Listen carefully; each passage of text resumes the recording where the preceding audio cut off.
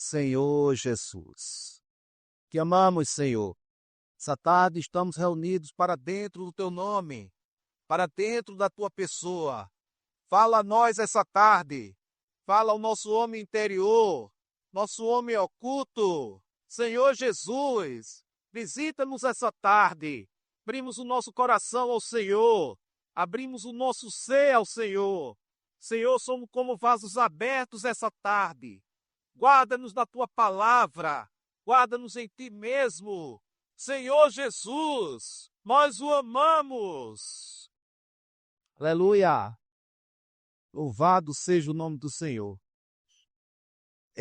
Irmãos, eu confesso que eu comecei a apreciar esse esboço a partir aqui do que está escrito, logo no início aqui da apostila que recebemos.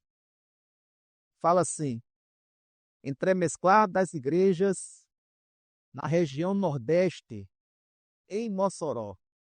Aleluia! Louvado seja o Senhor pelo entremesclar, irmãos, das igrejas na região Nordeste. Não tem como não se alegrar quando nós pensamos em termos de restauração do Senhor. A restauração do Senhor começou ali no século XVI, com Martinho Lutero. No livro Que Somos Nós, irmão Otmani fala que algumas pessoas olham para Martinho Lutero com um olhar político, mas Martinho Lutero foi um vaso usado pelo Senhor. A justificação pela fé sempre esteve lá. Martinho Lutero descobriu e restaurou essa verdade para nós. Ele foi, na época, contra o poderio da Igreja Católica. E esse item da justificação pela fé foi restaurado. Louvado seja o Senhor. E durante os séculos, muitas das coisas que haviam sido perdidas, chegou também em Sergipe, Alagoas, Bahia, aleluia! Irmãos, a restauração do Senhor está alcançando toda a terra. Nós teremos, está assim num processo bem avançado, a construção do Recanto Engedi. Nosso Recanto Engedi vai ser um centro de treinamento, um centro de conferências que nós vamos ter aqui pertinho de nós, na região Nordeste, para nós continuarmos desfrutando da restauração do Senhor, da escola da verdade, aleluia! Louvado seja o Senhor! Então nós amamos o ajuntamento do povo de Deus. Tem um versículo que mesmo hoje, depois de tantos anos, ainda me toca tanto, que é o de 1 Coríntios, capítulo 1, versículo 9. Eu vou ler aqui para os irmãos. 1 Coríntios, capítulo 1. Fiel é Deus. Sim, versículo 9. Vamos todos ler. Ao foste chamado.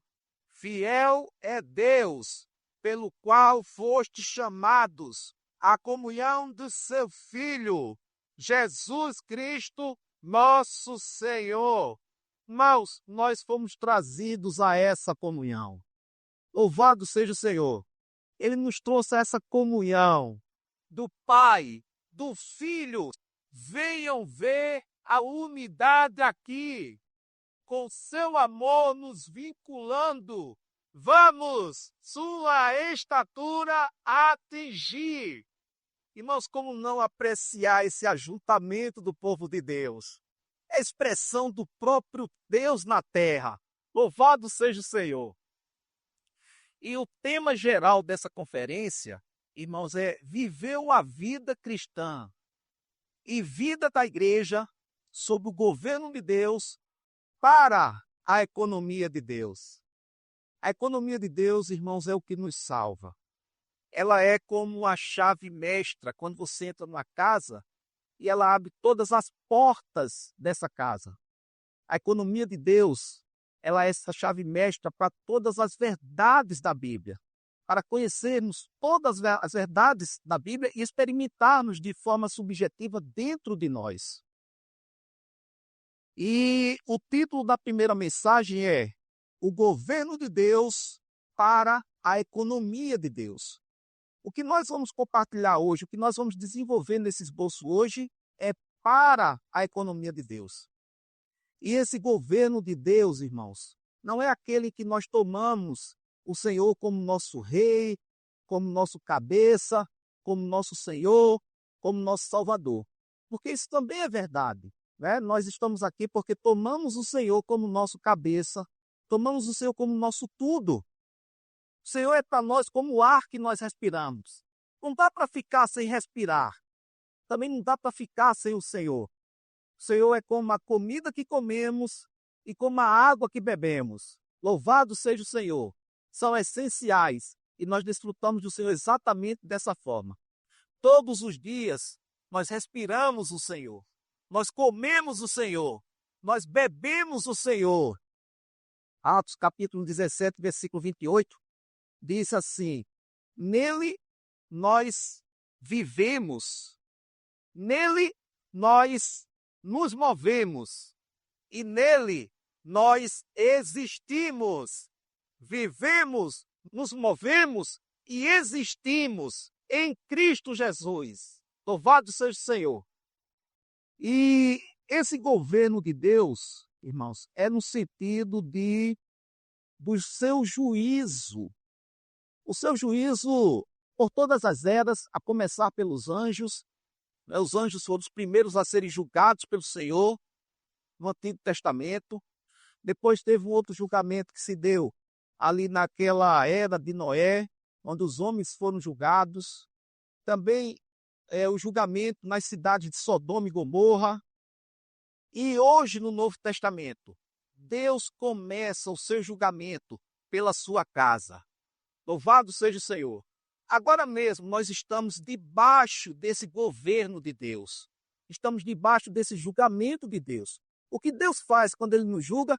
Ele retira de nós todas as impurezas. Ele nos torna mais santos para Ele. Ele nos torna mais separados para Ele. E é disso que essa primeira mensagem vai falar. O governo de Deus para a economia de Deus. Não traz tristeza para nós, irmãos, sermos julgados pelo Senhor. É motivo de muita alegria, não é? O livro de Hebreus diz que se você está sem disciplina, você já não é mais filho, e sim bastardo. Então nós amamos ser disciplinados pelo Senhor. Nós amamos ser julgados pelo Senhor, né? Senhor, retire toda a impureza. Retira, Senhor, tudo aquilo que não te agrada. Irmãos, nós ainda temos tantas coisas que não agradam ao Senhor. Mas louvado seja o Senhor pela sua misericórdia. O Senhor tem nos visitado diariamente. Louvado seja o Senhor. Tanto o tema da primeira epístola de Pedro, como da segunda, tem a ver com o governo de Deus. E o tema geral da conferência, nós já lemos, é viver uma vida cristã e vida da igreja sob o governo de Deus para a economia de Deus. E eu queria começar, irmãos, lendo aqui os primeiros versículos de 1 Pedro. É muito provável, irmãos, que nós, porque o encargo ele é muito pesado, né? Ele é muito grande, mas o tempo ele é muito curto. Então é provável que a gente não consiga desenvolver todo o esboço. Mas eu quero adiantar para os irmãos que o principal encargo está no algarismo romano 2, tá? E aí a gente vai desenvolver melhor ele quando chegarmos no algarismo romano 2. Se der tempo, a gente conclui o esboço. Se não, os irmãos já ficam sabendo qual é o principal encargo da mensagem. O versículo 1, né, o versículo 1 e o versículo 2, Pedro dá uma introdução aqui, primeiro dizendo para quem ele está escrevendo essa epístola. Ele diz assim: Pedro, apóstolo de Jesus Cristo, aos que são forasteiros, aleluia, aos que são forasteiros da dispersão. Essa palavra dispersão, irmãos, era muito conhecida dos crentes judeus. Essa carta está destinada para os crentes judeus. E eles entendiam que a dispersão ali dizia respeito aos crentes judeus que estavam espalhados, não é? Principalmente por essas províncias que ele vai falar aqui. São 5 províncias. A primeira é Ponto, a segunda Galácia, Capadócia, Ásia e Bitínia. Essas províncias elas eram daquela região da Ásia Menor. E Pedro, ele está falando que é para essas pessoas que essa carta está sendo escrita, para esses forasteiros. No capítulo 2, o versículo 11, Pedro reforça isso dizendo assim: amados, aleluia, louvado seja o Senhor. Irmãos, o Senhor perguntou a Pedro 3 vezes: Pedro, tu me amas? Apacenta as minhas ovelhas, apacenta os meus cordeiros. E agora, irmãos, esse homem que foi tão tratado pelo Senhor, ele escreve essa carta. No versículo 11 do capítulo 2, ele repete e diz assim: amados. Aleluia! Amados, exorto-vos. Irmãos, é uma exortação desse apóstolo. Mas ele está fazendo essa exortação cheio de amor no coração. Amados, exorto-vos como estrangeiros e peregrinos. Irmãos, como nós precisamos ser lembrados que nós estamos só de passagem nessa terra. Nós somos forasteiros e peregrinos.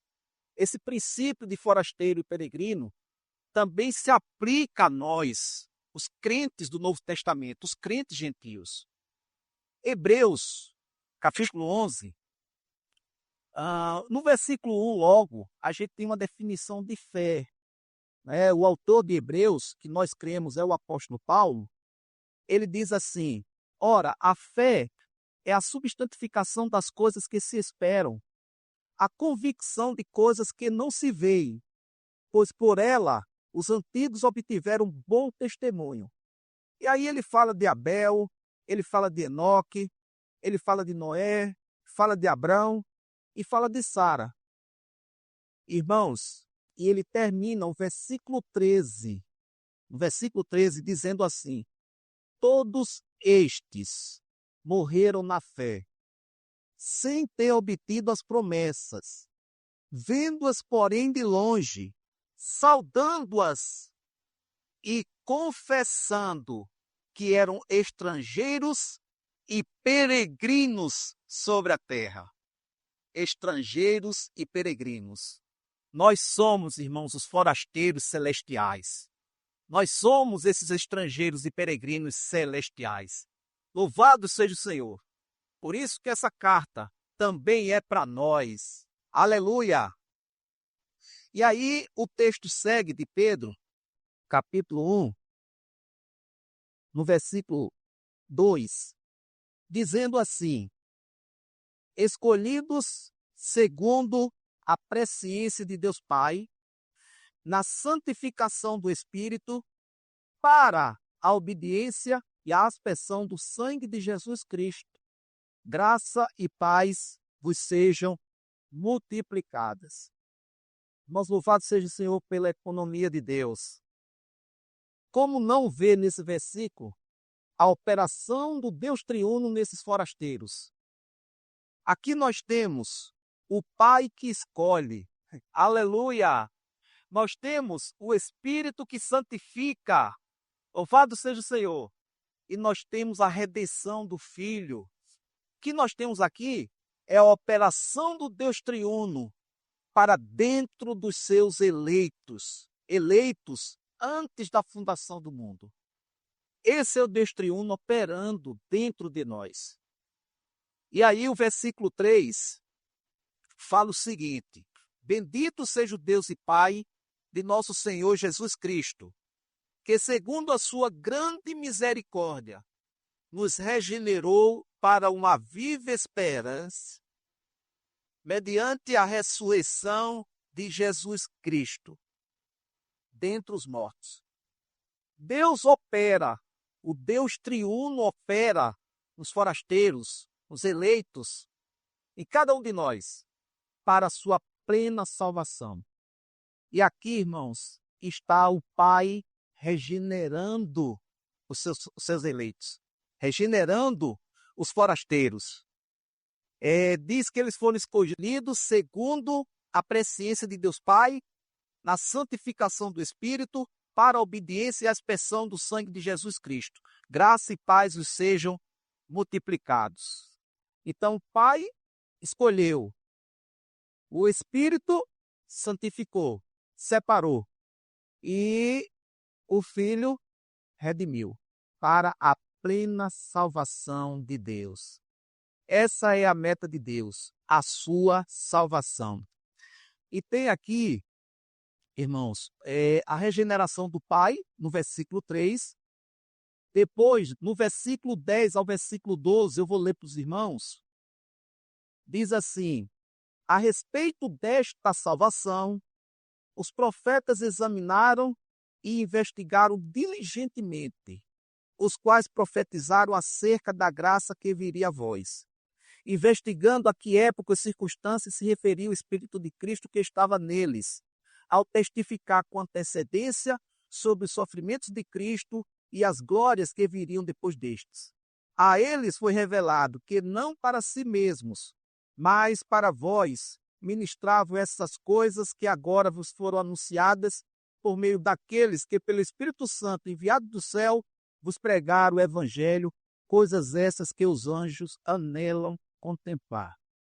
Esses versículos, irmãos, mostram a aplicação do Espírito naquilo que Deus decidiu fazer. A decisão de Deus a nos escolher foi nos regenerar. O Pai nos regenera. E quem aplica a decisão de Deus a nós é o Espírito. E de que forma ele aplica a nós, Anselmo, essa sua plena salvação? Ele aplica através do profetizar dos profetas. Irmãos, como nós precisamos do profetizar dos santos, do compartilhar dos santos. Louvado seja o Senhor.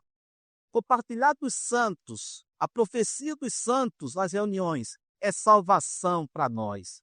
Por isso que não temos somente aqui o irmão que fala, mas todos podem falar, todos podem compartilhar. A propósito, irmãos, nós somos apenas irmãos. Louvado seja o Senhor. Eu sou tão consolado por isso. Eu sou somente um irmão. Louvado seja o Senhor. Como eu preciso do profetizar dos irmãos, porque pelo profetizar dos profetas veio a aplicação do Espírito acerca daquilo que Deus decidiu fazer. E todos os dias, cada vez mais, nós podemos ser salvos. Nosso espírito está salvo, irmãos, foi salvo na regeneração. Nós não temos problema quanto a isso, né? Uma vez salvos, salvos para sempre. O nosso corpo será transfigurado. Nosso corpo será glorificado. O grande problema hoje é a transformação da nossa alma. Nós precisamos que essa plena salvação de Deus seja aplicada nas nossas partes interiores, na nossa mente. Nossa mente precisa ser salva, irmãos, para pensar nas coisas do Senhor. Nós ainda pensamos muito sobre nós mesmos, sobre nossas coisas, né? As nossas emoções, irmãos, nós nos emocionamos tão facilmente por coisas, sabe, fora de nós, né? Nós somos tão tocados pelas coisas fora de nós. Sabe, nós precisamos ter uma emoção mais alinhada à emoção do Senhor, mais alinhada à vontade do Senhor. Nossa mente, vontade e emoção precisam ser salvas. Louvado seja o Senhor. E pela pregação dos apóstolos, né? O versículo 12 diz: a eles foi revelado que não para si mesmos, mas para vós, ministravam essas coisas que agora vos foram anunciadas por meio daqueles que pelo Espírito Santo enviado do céu vos pregaram o Evangelho. Coisas essas que os anjos anelam contemplar. E, irmãos, isso que está sendo compartilhado para nós pelo apóstolo Pedro, primeiro é com respeito à nossa plena salvação. O Pai que escolhe, o Espírito que santifica e o Filho que redime. Depois o Pai avança um pouco mais e na operação da Trindade Divina ele nos regenera. E o Espírito vem e aplica salvação a nós. O que o Pai decide fazer, o Espírito aplica. Louvado seja o Senhor. Pelo profetizar, pela pregação do Evangelho. Aleluia. E com qual objetivo? E qual é a meta? Se a gente vai para o segundo capítulo de 1 Pedro, nós temos a meta dessa salvação. A meta dessa salvação, irmãos, é o crescimento em vida. Crescer ao ser alimentado com o leite da palavra para a nossa plena salvação. Crescer pela transformação da nossa alma para a edificação de uma casa espiritual para a habitação de Deus, um sacerdócio santo para o serviço de Deus. E os versículos de 1 a 3 de 1 Pedro, capítulo 2, diz assim: despojando-vos, portanto, de toda malícia e dolo, hipocrisias, invejas e toda sorte de maledicências, desejai ardentemente, como crianças recém-nascidas, o leite sem dolo da palavra, para que, por ele, cresçais para a salvação, se é que já provaste que o Senhor é bom. Louvado seja o Senhor. O objetivo da plena salvação de Deus é que nós cresçamos, irmãos, e sejamos um templo para a habitação de Deus. Louvado seja o Senhor. Feita essa introdução, eu queria aproveitar para ler algo aqui para os irmãos, porque como nós vamos ver algumas questões relacionadas a esse julgamento de Deus, né, que começa pela sua casa, é importante, irmãos, dizer algo que não nos leve a sermos distraídos do que nós queremos e do que o Pedro, né, o apóstolo Pedro quer ao escrever essas coisas para nós. O irmão Edmar que falou sobre isso, né, quando ministrou essa palavra. O irmão Antônio também falou sobre isso em São Roque. Eu quero ler para os irmãos. Tá? Isso está no Estudo Vida de Judas, os capítulos 4 e 5 do Estudo Vida. Diz assim: embora o tema de 1ª e 2ª Pedro seja o governo de Deus, este não é o ponto central e a estrutura básica dessas epístolas. Incrível, irmãos. Vou ler de novo.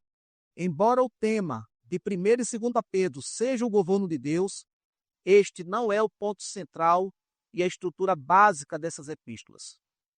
Quando consideramos a questão do governo de Deus e os exemplos históricos do seu lidar em seu julgamento, você não deve ser distraído por esses assuntos. Tudo a respeito do governo de Deus deve nos levar de volta ao ponto central e estrutura básica dessas epístolas, qual seja o Deus triuno como nosso desfrute pleno. Esse é o coração das epístolas de Pedro. Mas louvado seja o Senhor. Isso é uma segurança para nós. Não sermos distraídos da economia de Deus. Às vezes, quando nós nos achegamos ao livro de Apocalipse, por exemplo, não é só para reforçar isso que eu acabei de ler, a gente chega meio que assim querendo saber o que é que tem ali por trás, o que é que vai ser, deixar de ser, como é que vai ser, como é que as coisas vão acontecer. A gente chega cheio de curiosidade. Irmãos, a Bíblia toda, de Gênesis a Apocalipse, é um desfrute pleno do Deus triuno. Nós não podemos ser distraídos desse desfrute. Vou continuar.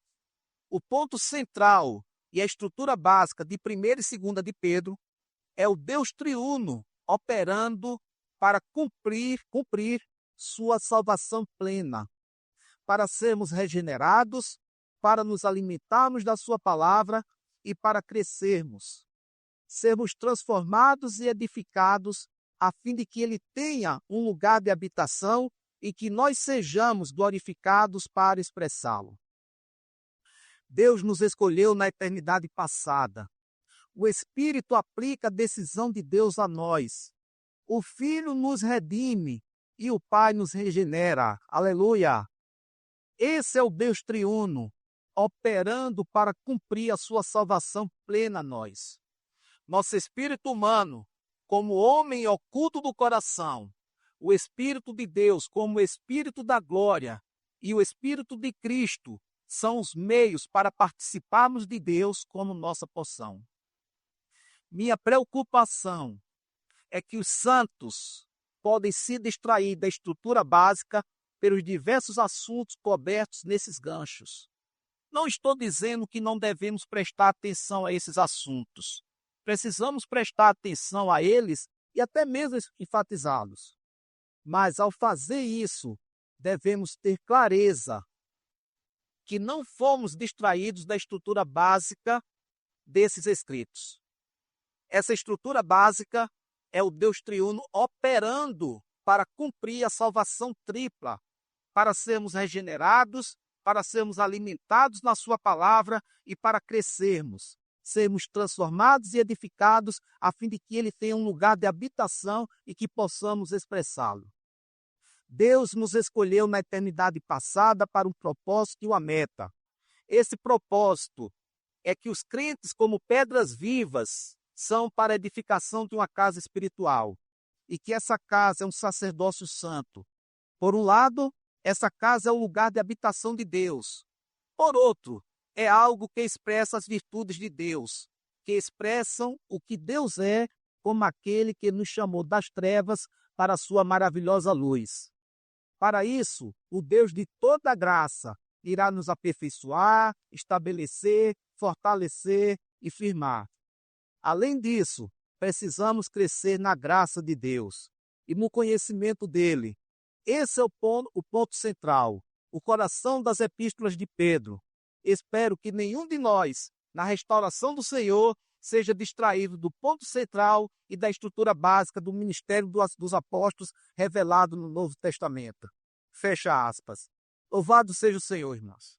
Como nós amamos esse ministério, como ele abriu para nós a Bíblia e como cuida de nós, mostrando que nós não podemos ser distraídos por esses ganchos. É importante o assunto, sim, é importante, mas o principal é o nosso desfrute desse Deus triuno que está operando dentro de nós. Louvado seja o Senhor. Agora podemos começar a mensagem. Senhor Jesus. O algarismo romano número 1, irmãos, diz o seguinte, vamos ler o algarismo romano número 1? O tema das epístolas de Pedro é o governo de Deus com o seu juízo. Nos versículos que estão colocados aí, né, os versículos de 1 a 3, ele fala do juízo de Deus sobre os falsos mestres, sobre aqueles que ensinam mentiras, sobre aqueles que distorcem a verdade. E o versículo 3 diz assim, movidos pela ganância, com palavras fingidas, farão comércio de vós. O juízo emitido por eles há muito tempo não tarda, e a sua destruição não dorme. Esse é o juízo de Deus sobre os falsos mestres. Ele está falando aí dos versículos 1 ao versículo 3, aqueles que enganam, não é? O povo escolhido de Deus, o povo cujo próprio Deus deu o seu sangue. Falamos assim, irmãos, porque Deus em Cristo, né, estava na terra espalhando as sementes do seu reino, do reino de Deus. E lá na cruz, não somente Cristo morreu, mas Deus também morreu. Quando Paulo falou, Cristo morreu dando o seu sangue, Deus também derramou o seu sangue. Quando Paulo falou para os presbíteros, em Atos 15, ele fala dos presbíteros para cuidarem do povo de Deus, né? Que Deus havia comprado com o seu próprio sangue. E essas pessoas que enganam o povo de Deus, segundo o que está posto aqui em 2 Pedro, essas pessoas terão o juízo de Deus. Não precisa se vingar de ninguém. Deus é o reto juiz. Dos versículos 4 ao 9, mostra o juízo de Deus sobre os anjos e sobre os homens. E o versículo 4 de 2 Pedro, capítulo 2, diz assim, pois se Deus não poupou os anjos que pecaram, mas, tendo-os lançado no Tártaro, os entregou a abismos de escuridão, estando eles guardados para juízo. Quem são esses anjos? Aqueles que se juntaram a Satanás e se rebelaram contra Deus. Satanás, irmãos, o diabo, é o maior de todos os pecadores. E você sabe qual foi o pecado de Satanás? O orgulho dele no coração dele. Ele quis ser igual a Deus. Ele quis destronar Deus. E aí talvez esteja uma boa definição de pecado. O que é pecado? É a tentativa de destronar Deus. E os anjos foram julgados por isso. Pedro diz que eles estão guardados para receber um juízo, guardados num ambiente chamado Tártaro. Não me pergunte onde é, tá, irmãos? Eu não sei. Né? Sabe não? Não, nem quer saber, né? Nem queremos saber. Mas eles estão guardados para juízo de Deus. O versículo 5 continua dizendo assim: e não poupou o mundo antigo, mas preservou Noé, arauto da justiça, e mais 7 pessoas, quando trouxe o dilúvio sobre o mundo dos ímpios. Também aquilo era um julgamento, dessa vez um julgamento sobre os homens. O versículo 6 avança um pouco mais, dizendo: tendo reduzido as cinzas as cidades de Sodoma e Gomorra, condenou à ruína, pondo-as como exemplo aos que desejam viver impiamente. E livrou o justo Ló, afligido pela vida libertina de pessoas sem princípios. Porque aquele justo, pelo que via e ouvia quando habitava entre eles, atormentava sua alma justa dia após dia com as obras iníquas daquelas pessoas. Então, esses são os julgamentos de Deus que Deus executou no Antigo Testamento. E no Novo Testamento, Deus prossegue executando o seu juízo. Só que ele começa, irmãos, aleluia, ele começa pela sua própria casa. Letra A, as irmãs. Tem uma nota de rodapé aqui que eu queria ler para os irmãos. A nota 3.1 de Pedro, de 2 Pedro 2, diz assim: 1 de Pedro ressalta o juízo governamental de Deus. Isso continua em 2 Pedro. Sob o governo de Deus, os anjos caídos foram presos e estão guardados para juízo. E o mundo da era do dilúvio e as cidades de Sodoma e Gomorra foram julgadas. Deus, porém, trará um juízo especialmente severo sobre os hereges do Novo Testamento, e todos os ímpios serão julgados e destruídos no dia em que os céus e a terra forem consumidos pelo fogo. Por causa disso, o Deus da justiça e santidade já começou o seu juízo pela sua própria casa. Letra B, irmãos. Irmãos, agora. Aleluia. Na era do Novo Testamento, ele começa pela casa de Deus e continua até a vinda do dia do Senhor, que será um dia de julgamento dos judeus, dos crentes e dos gentios antes do milênio. E o Senhor abre isso para nós, irmãos, lá em Mateus, tá? Capítulo 24 e capítulo 25. Bem rapidinho. Como eu havia dito no início, irmãos, um cargo ele é grande, mas o tempo ele é realmente muito curto. Mateus capítulo 24.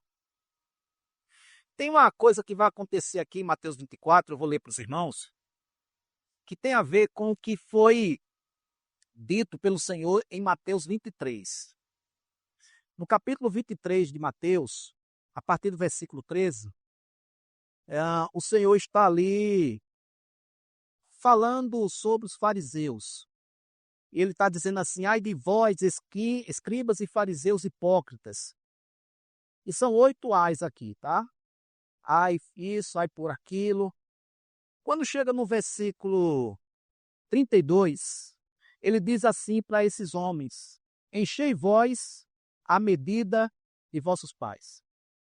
Guarda isso, tá? Enchei vós a medida de vossos pais.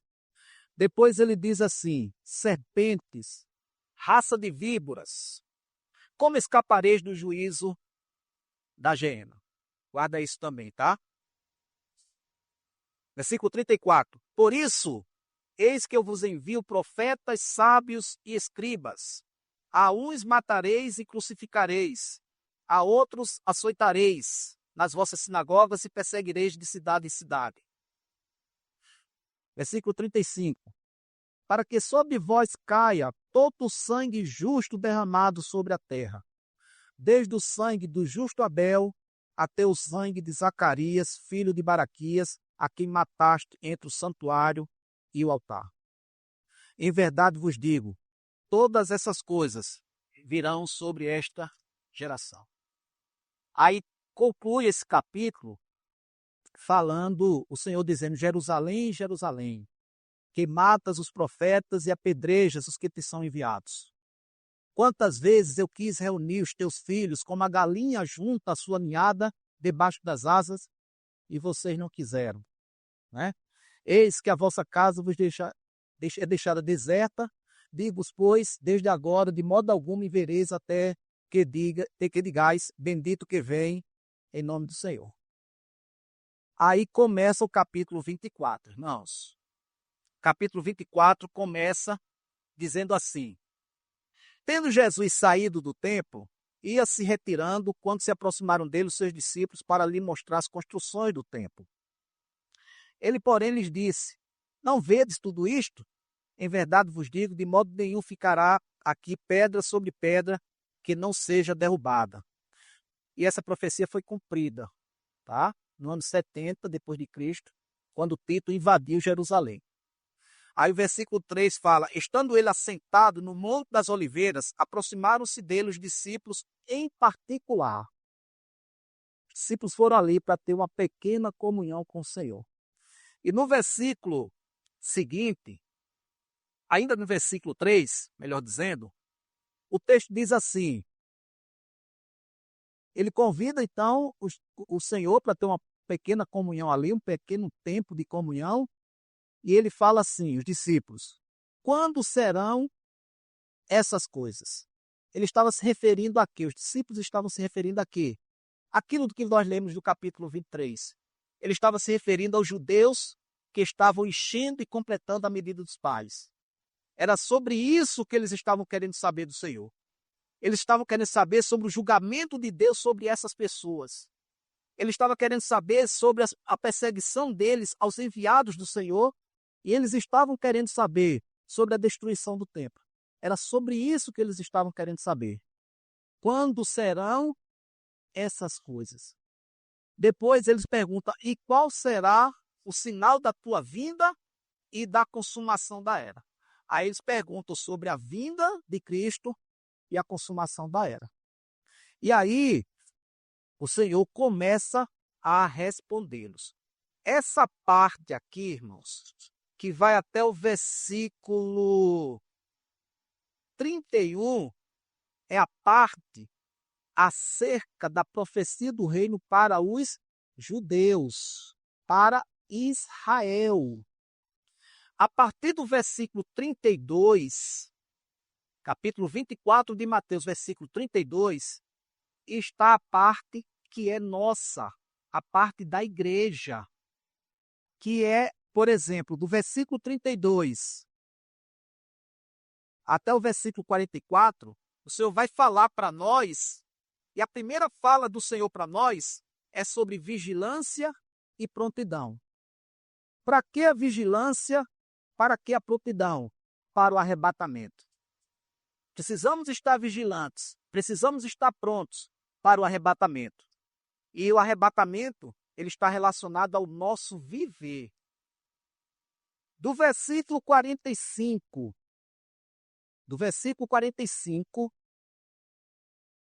até o capítulo 25, versículo 30, ele vai falar para nós ainda, é um falar de Deus para nós também, só que dessa vez é sobre fidelidade e prudência. Nós vimos sobre vigilância e prontidão, aqui o Senhor está falando sobre fidelidade e prudência. E para que é a fidelidade e prudência? É para a recompensa. E a recompensa é o reino milenar. A recompensa, irmãos, é o reino milenar. E está relacionado ao nosso serviço. Em suma, depois a outra parte é para as nações, é para os gentios, não é para a igreja. O que será, enfim, julgado em nós, no tribunal de Cristo? O nosso viver e a nossa obra. Aleluia? Amém, irmãos? Os irmãos dizem amém? Amém. Por isso, vou repetir o item B. Na era do Novo Testamento, ele começa pela casa de Deus e continua até a vinda do Senhor, que será um dia de julgamento dos judeus, dos crentes e dos gentios antes do milênio.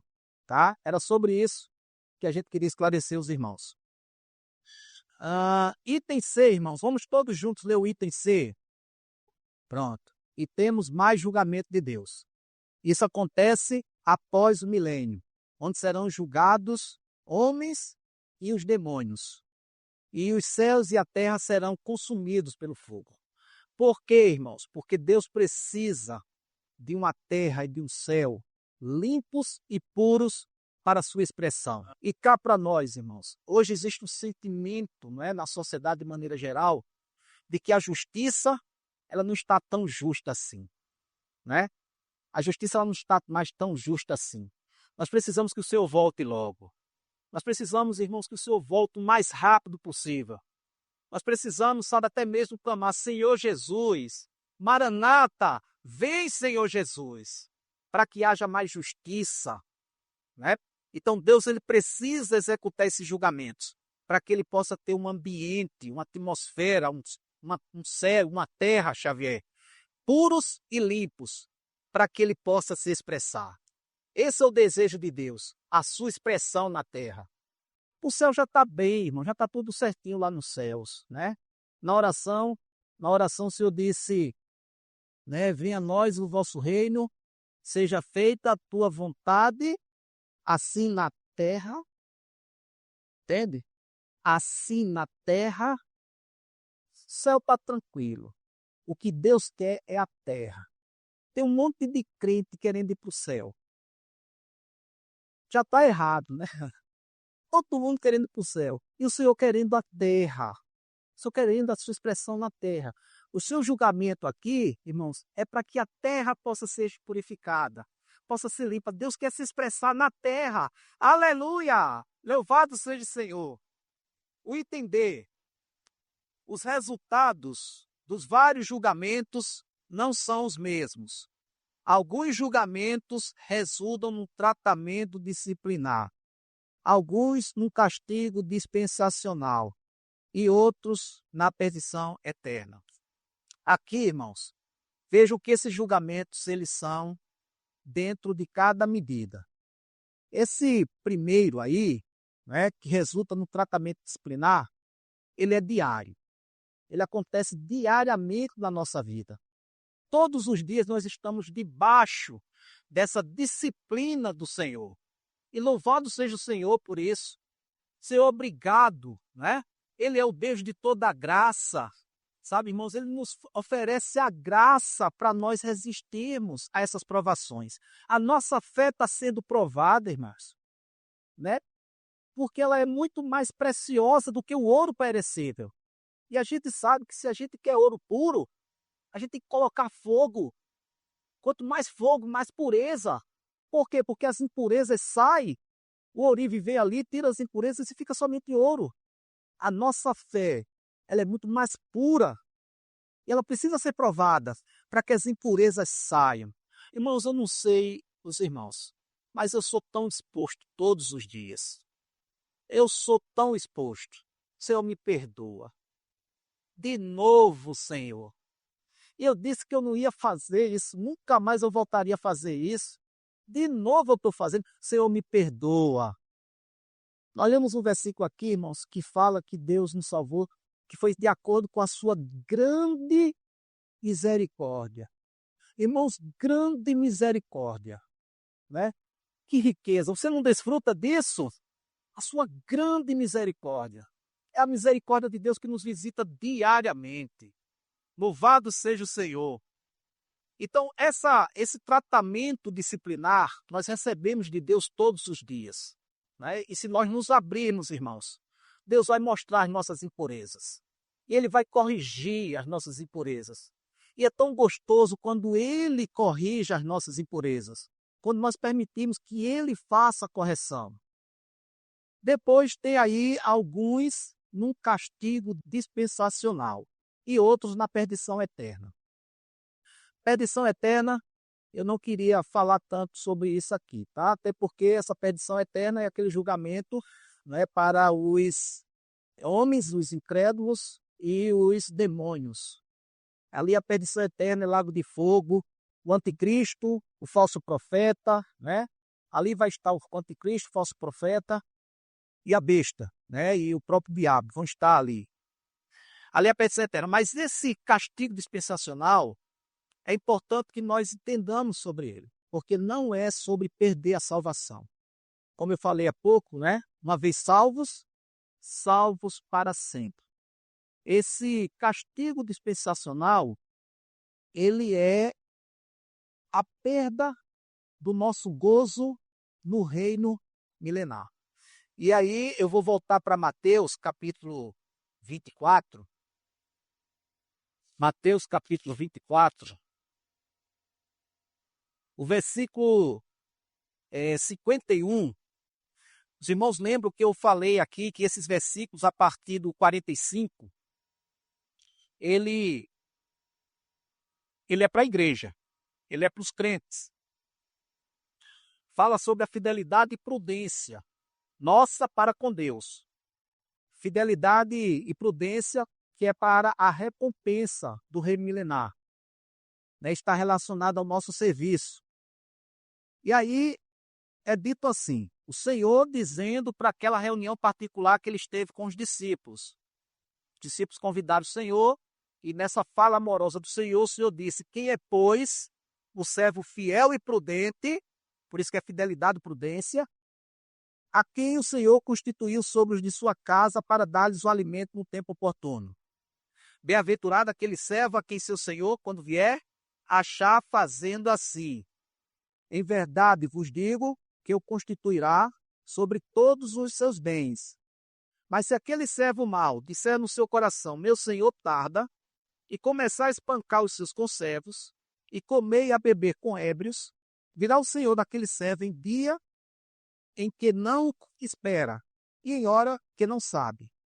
E o cortará e designará a sua parte com os hipócritas. Ali haverá choro, ranger de dentes.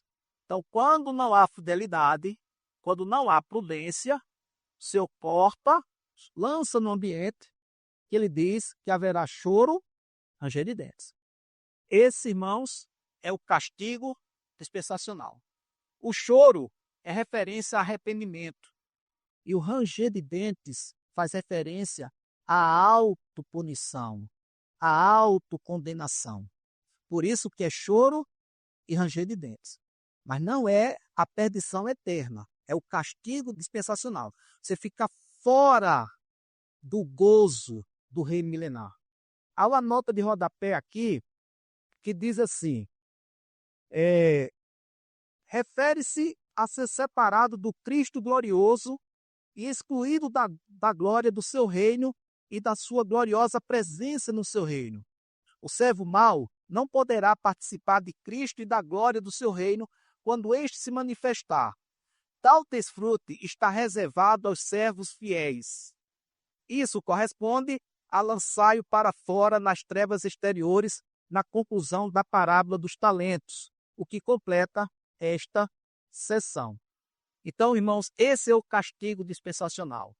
E aqui há um grande encorajamento para nós buscarmos mais o Senhor, né? Para nós desfrutarmos da sua presença. Mas quando nós tocamos na presença do Senhor, nós experimentamos que não há nada nesse universo melhor do que a presença do Senhor. A presença do Senhor, ela é plena, ela é maravilhosa. Nós, a começar por mim, tá, irmãos? Quando eu falo nós, é nós mesmos. Não é aquele nós pensando vocês, né? Nós, é a partir de mim. Eu preciso aprender a desfrutar da presença do Senhor, dia após dia. E o reino milenar, irmãos, a volta do Senhor não será uma surpresa para nós. Não será. Se você está desfrutando aqui, você só vai seguir desfrutando do Senhor no reino milenar. Então, ser cortado desse desfrute é essa punição dispensacional que nós lemos há pouco, tá? O castigo dispensacional. Letra E, desculpe. Todavia, mediante todos esses julgamentos, o Senhor Deus porá em ordem e purificará todo o universo, para que tenha um novo céu e nova terra, para um novo universo cheio da sua justiça, para o seu deleite. Aleluia! Letra F, irmãs. Número 11, irmãos. Aleluia! Irmãos, o céu domina! Louvado seja o Senhor! Isso traz tanta paz, isso traz tanta tranquilidade. Irmãos, o céu domina! Louvado seja o Senhor! Você, eu, a gente não domina nada. É engano, sabe? Quando você pensa, está tudo sob controle. Não está. Os céus dominam. Louvado seja o Senhor! E por que Daniel? Porque também no livro de Daniel, nós vemos sobre esse juízo governamental de Deus.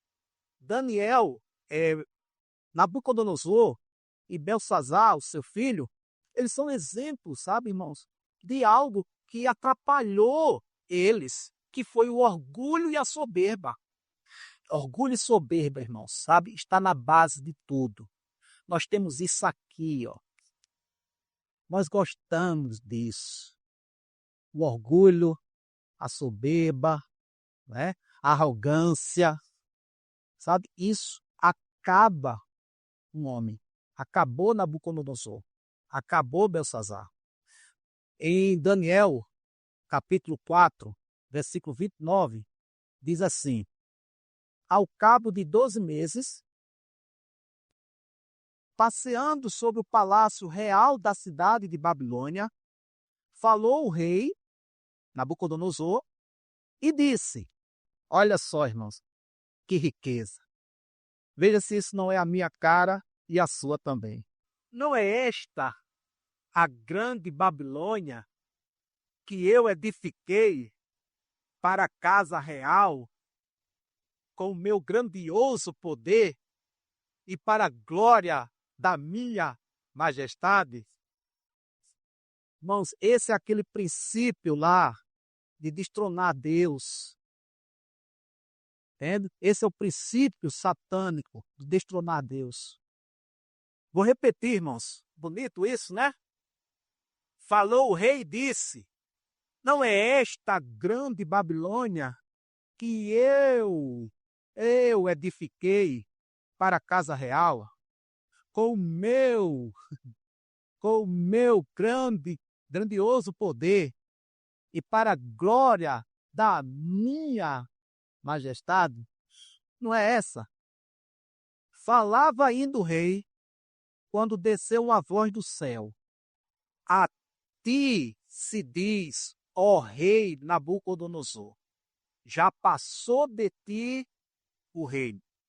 Serás expulso de entre os homens, e a tua morada será com os animais do campo, e far-te-ão comer ervas como os bois, e passar-se-ão 7 tempos por cima de ti, até que aprendas que o Altíssimo tem domínio sobre o reino dos homens e o dá a quem quer. Aleluia! Irmãos, louvado seja o Senhor.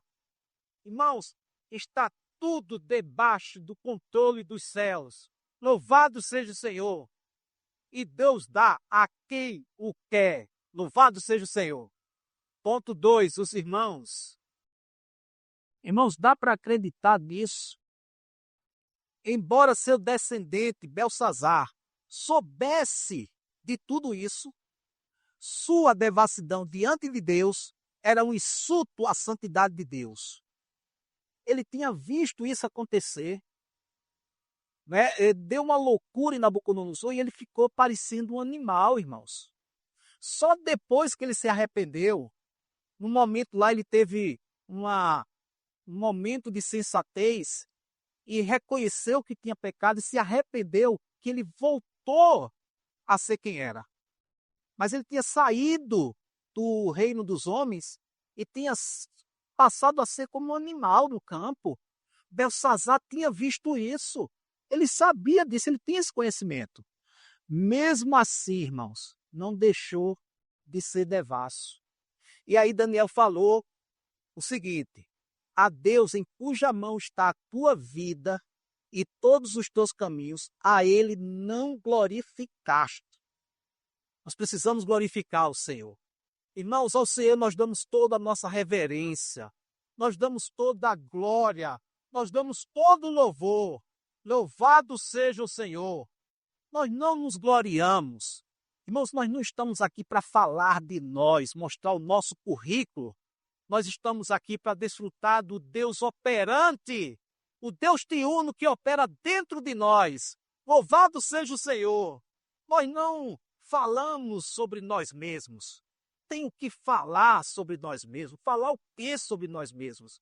Tem nada para falar. Mas do Senhor, nós temos tantas coisas para falar do Senhor, tantas experiências com o Senhor.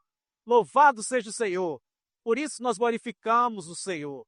Nós damos a Ele a honra, nós damos a Ele a glória, nós damos a Ele o louvor, nós o reverenciamos. Louvado seja o Senhor. Ponto G. Assim Pedro nos diz que devemos portar-nos com temor durante o tempo da vossa peregrinação. Ele também diz que precisamos humilhar-nos sob a poderosa mão de Deus para que Ele vos exalte em tempo oportuno. Estar disposto a ser humilhado pela mão humilhadora de Deus em sua disciplina é o pré-requisito para sermos exaltados pela mão exaltadora de Deus e para desfrutarmos o próprio Deus triuno como nosso suprimento de vida, que é multiplicado no crente humilde. Aleluia! E você sabe, irmãos, o mais precioso de tudo é que somente um homem em toda a terra, em todo o universo, soube temer Deus, soube obedecer Deus, soube fazer a vontade de Deus. Somente um homem sobre toda a terra. Ele foi aquele homem padrão de Deus. Esse homem se chama Jesus Cristo. E o mais precioso, irmãos, ele está dentro de nós. Ele está vivendo a sua vida dentro de nós. E o que isso significa? Que ele sabe como ser humilde. Não tente você por si mesmo ser humilde. Né? Eu sou tão humilde. Irmão, se você soubesse como eu sou humilde. Olha, eu sou tão humilde que eu acho que não tem ninguém mais humilde do que eu. Eu sou muito humilde. Vocês imaginassem como eu sou humilde?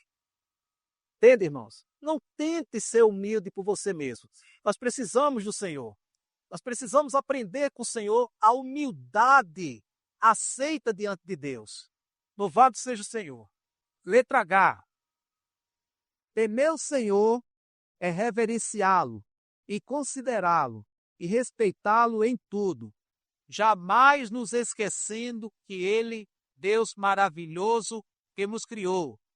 Temer o Senhor nos detém de fazer o mal, também nos faz ser tocados pelos sofrimentos dos outros e lhes mostrar misericórdia e compaixão.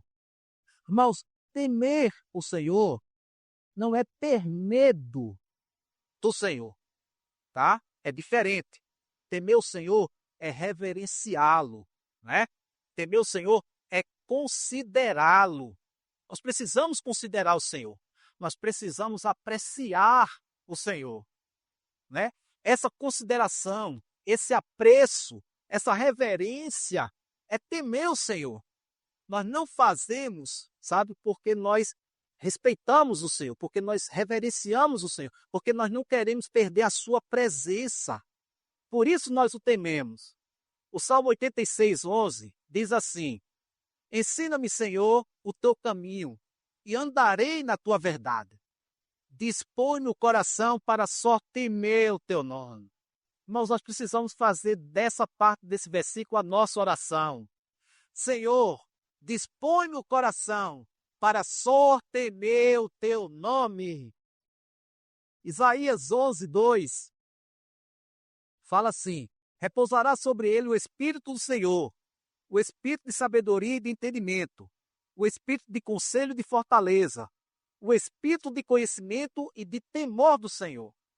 Nós precisamos orar por esse Espírito. Senhor, me dá tal Espírito, Espírito de temor, Espírito para te conhecer mais. Preciso desse Espírito. Senhor Jesus, aleluia. Algarismo Romano 2. Aleluia. Aqui está o encargo, tá, irmãos? O encargo da mensagem está aqui no Algarismo Romano 2. Diz assim, irmãos: embora o tema de 1º e 2 Pedro seja o governo de Deus, esse não é o ponto central e estrutura básica dessas epístolas. Já lemos isso. Tudo acerca do governo de Deus deve levar-nos de volta ao ponto central e estrutura básica dessas epístolas, qual seja o Deus triuno como nosso desfrute pleno para levar a cabo a economia de Deus.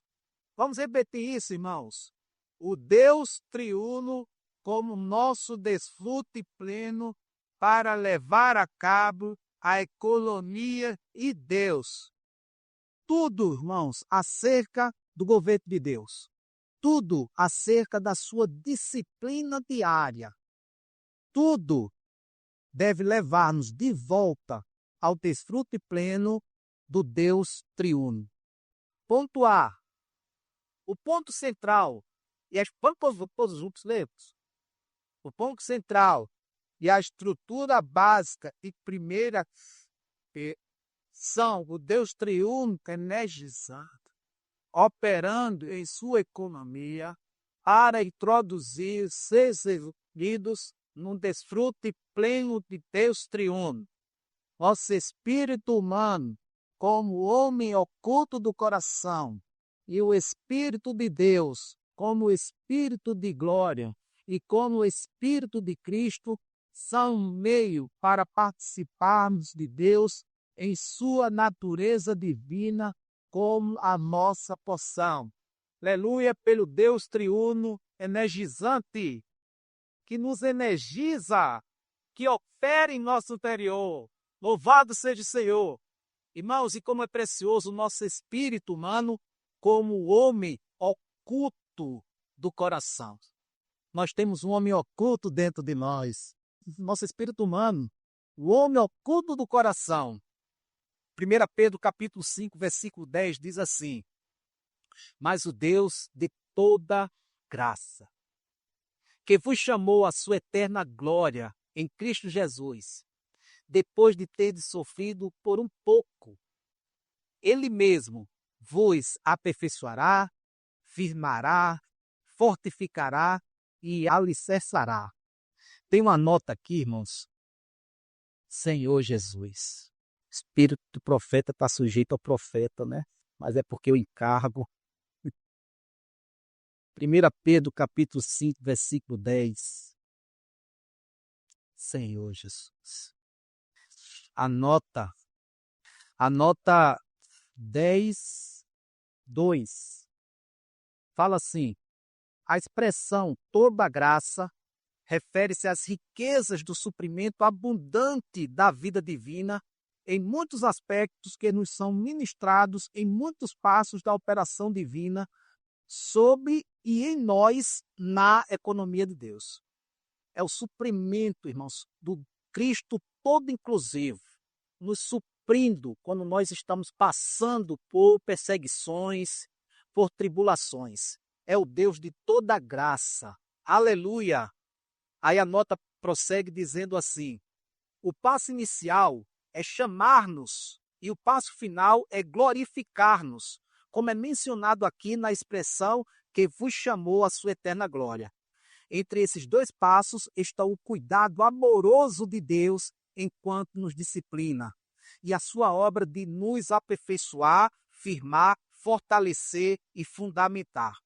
Irmãos, eu desfrutei tanto quando eu li, sabe, entre esses dois passos nós temos um Deus que amorosamente cuida de nós.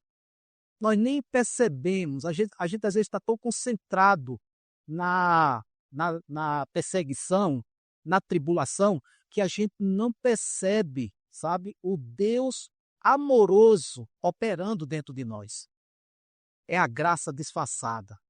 A graça ela sempre chega disfarçada, a gente nunca percebe logo, mas é a graça de Deus. A nota continua dizendo assim: em todos esses atos divinos, o suprimento abundante da vida divina é nos ministrado como graça em diversas experiências.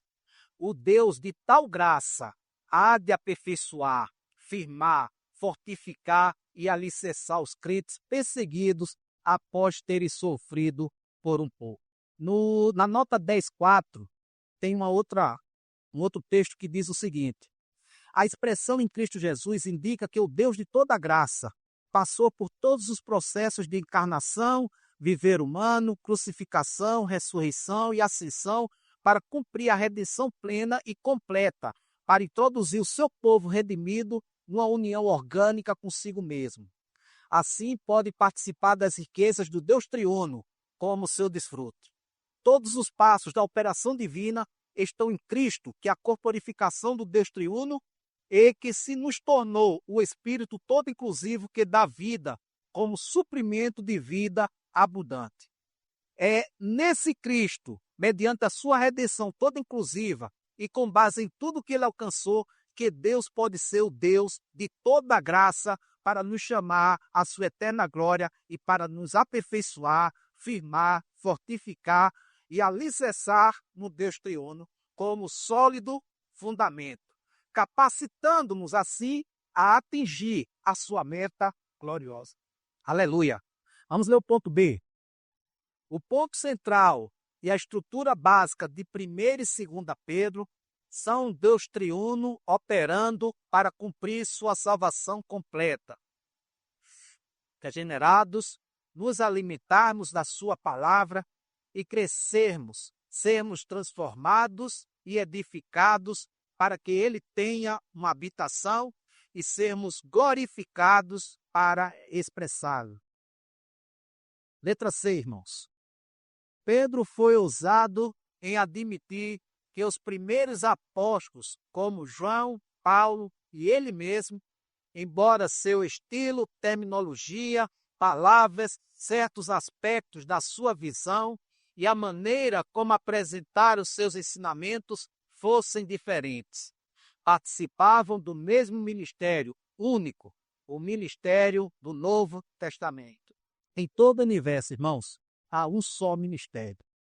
Mesmo sendo muitos ali, mas havia um só ministério. Em 2 Coríntios, capítulo 4, versículo 1, Paulo diz assim: por isso, tendo este ministério, segundo a misericórdia que nos foi concedida, não desfalecemos. Irmãos, esse ministério, ele nos alcança todos os dias. Agora mesmo, irmãos, nós estamos ouvindo esse ministério. Esse ministério está falando para nós. Por isso que lá no início, quando eu falei da restauração do Senhor, irmãos, é o ministério sendo falado para nós. É a pureza, a genuinidade da palavra de Deus. Por isso, não desfalecemos. Louvado seja o Senhor. Nos escritos de João, vou ler isso aqui para os irmãos, tá? Nos escritos de João, vemos o amor expresso em sua vida. Aqui a letra C falou de João, Paulo e Pedro, não foi isso? Nos escritos de João, vemos o amor expresso em sua vida. Nos escritos de Paulo, vemos a graça de Deus distribuído na sua economia. Nos escritos de Pedro, vemos a justiça de Deus preservada, mantida em seu governo. Então vemos vida em João, porque vida vem do amor, aleluia. Vemos graça em Paulo, porque a economia vem da graça. E nós temos o governo em Pedro, o governo que é baseado na justiça. Para quê, irmãos? Para quê? Para uma vida cristã e vida da igreja sob o governo de Deus, para a economia de Deus. Por isso que nós precisamos do ministério do Novo Testamento, ministério único, universal do corpo de Cristo. Nós precisamos desse ministério falando isso para nós, porque nós precisamos de uma vida, nós precisamos de um viver cristão diário e vida da igreja sob esse governo para a economia de Deus. Letra D. Todos juntos. Esse ministério ministra as pessoas como seu foco, o Cristo todo inclusivo, como a corporificação do Deus triuno, que após passar pelos processos de encarnação, viver humano, crucificação, ressurreição e ascensão, dispensa a si mesmo, mediante a redenção de Cristo e a operação do Espírito Santo ao seu povo redimido, como sua única porção de vida, seu suprimento de vida e seu tudo, para a edificação da igreja como corpo de Cristo, que se consumará na expressão plena do Deus triuno, segundo o propósito eterno de Pai. Aleluia! Louvado seja o Senhor! E aqui, irmãos, eu encerro meu encargo, não é? O algarismo romano 3, porque também eu acabei extrapolando o tempo. Os irmãos desfrutam em casa. Amém? Louvado seja o Senhor.